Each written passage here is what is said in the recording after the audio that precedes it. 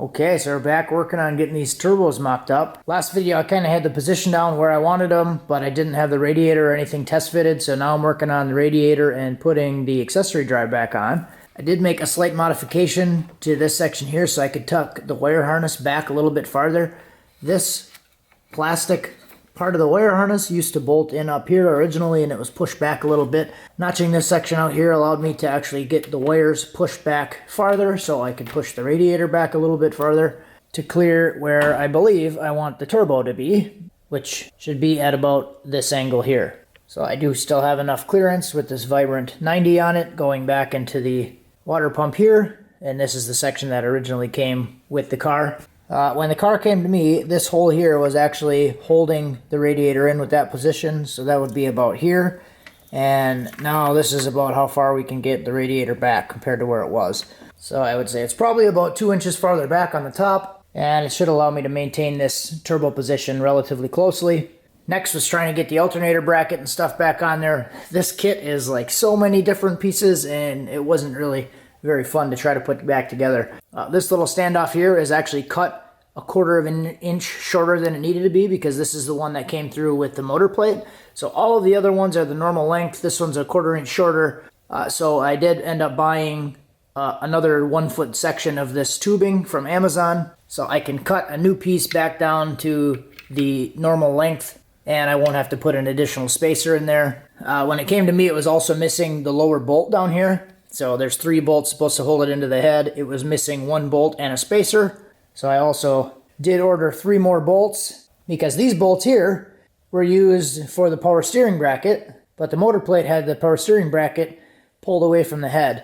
So these bolts now are actually too long to go into the head with the power steering bracket. So I'm going to put one of these bolts over here with a new spacer made out of this. And then I have 3 of the correct length bolts for this bracket here. Unfortunately though, this power steering bracket does also appear to have some extra machining on it, and it's also missing another spacer that goes between this panel and the back of the power steering pump. So I just took that tube, put it in the lathe, I marked it at 0.45 inches. I got that from the ICT billet instructions, and I'm just going to cut this spacer.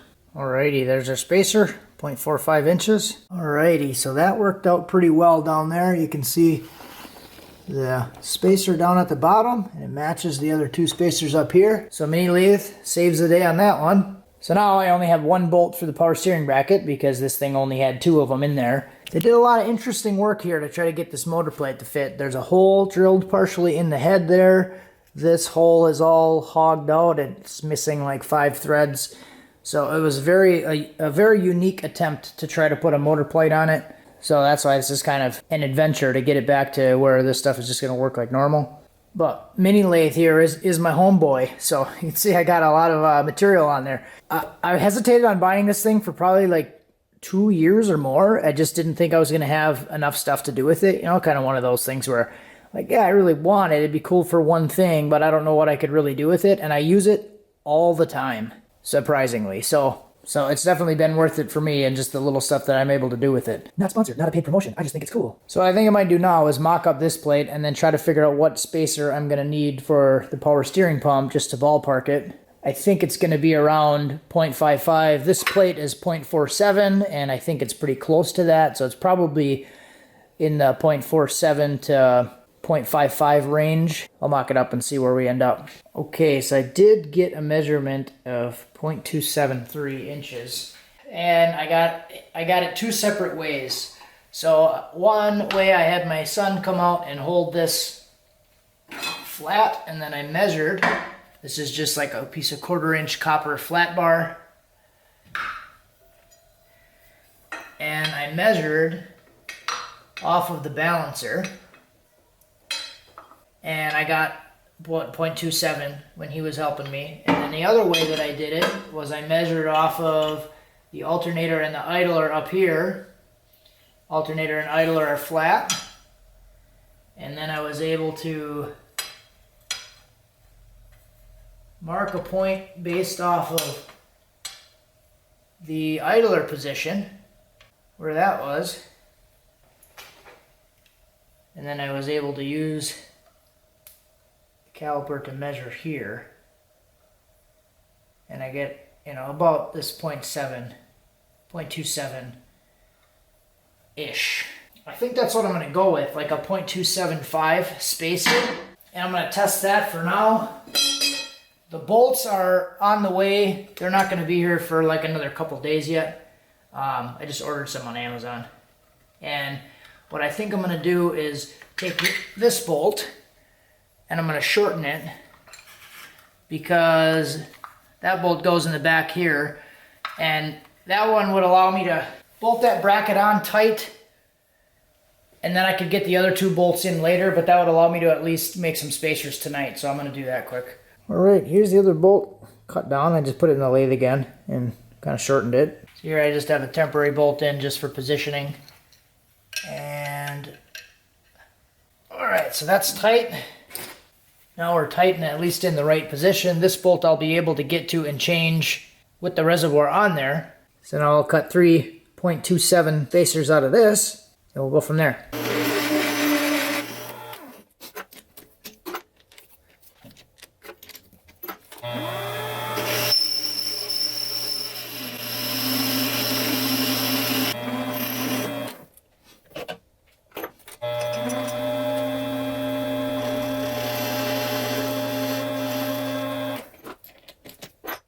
Okay, there we go. Now I got the 3 spacers. I'll throw them on. Okay, so that's in there, all bolted up. To the 0.27 inch spacers in there. Now I'm just waiting for the piece of aluminum to come so I can make a new spacer for where this bolt is. Then that should be good. Added the spacer down there. And then these last 2 bolts I can get to with this thing already on there. So when those come, I'll throw those in there. And I actually feel pretty good about how this turned out, because if I put this straight edge across the alternator pulley and then flatline it across the idler, it's actually right in line with the front of the power steering pump. So the only real concern would be if there's a big discrepancy between the front lip size on the pulleys, and there's not. They're all pretty close, including the balancer. So I'm pretty happy with how that turned out. How measuring that went and how it fits right now. It's definitely a lot better than it was, because the pump was actually loose and it was like twisted this way because the motor plate was actually bent and it was pulled away from the head. When I pulled it off, I could actually wiggle the motor plate around on the bolts, and it was actually loose. So that would make sense why he did say that he tossed the belt a couple times while he was driving it, but that should be a lot closer to its actual position. And absolute worst case, this whole mounting bracket kit was like 60 bucks if we needed to replace it for some reason, but I don't think we'll have to do that. So next video I'll be starting to mock up the manifolds and start putting the hot side together. Today's Wednesday. I'd like to have maybe the turbo kit done by the end of this weekend. So I don't know. That might be kind of an ambitious goal with the amount of time that I have, but we'll see how that goes. If I could get at least the hot side done and the turbos hanging by the end of the weekend, that'd be pretty good. So not really in a big rush for this thing either way. He doesn't need the car back till spring. So he said if it is done early, he's just going to put it in storage anyways. That was his original plan after the dyno appointment, actually, was to put it in storage for winter. So we're really not under like a time crunch, but things happen and it could easily turn into a time crunch. So I would just want to make sure that that doesn't happen. So I'm going to keep knocking this thing out as often as I can. I would still like to buy myself enough time over the winter to do the cage and do some of the firewall stuff in here. My plan is to put a vintage air heat and AC system in this thing also, and hopefully get the AC working by summer. So we'll see what we got time for.